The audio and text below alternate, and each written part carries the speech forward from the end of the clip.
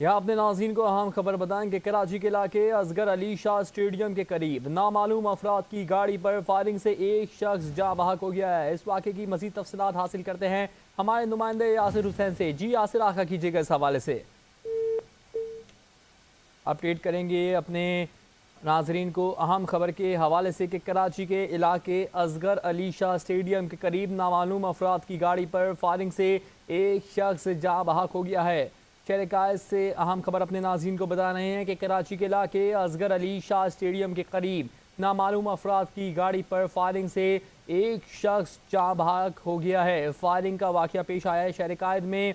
कराची के इलाके असगर अली शाह स्टेडियम के करीब नामालूम अफराद की गाड़ी पर फायरिंग से एक शख्स जाँ बहक हो गया है।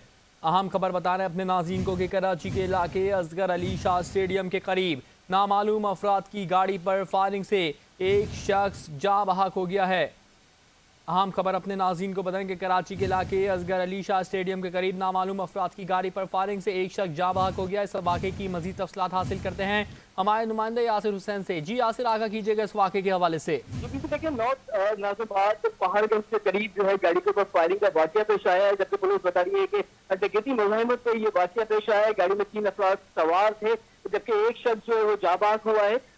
गाड़ी जो है वो पहाड़गंज की जानिब से बोर्ड ऑफिस की जानिब रवा दवा थी, तो पीछे से मुलजमान बाइक पर उनका ताकुब कर रहे थे। गाड़ी को रुकने का इशारा किया, जब गाड़ी नहीं रुकी तो उन्होंने फायरिंग कर दी, जबकि मकतूल को निजी अस्पताल मुंतकिल कर दिया गया था। अब कानूनी कार्रवाई के लिए बासी अस्पताल मुंतकिल कर दिया गया है। जी बहुत शुक्रिया यासिर, आप हमें अपडेट कर रहे थे।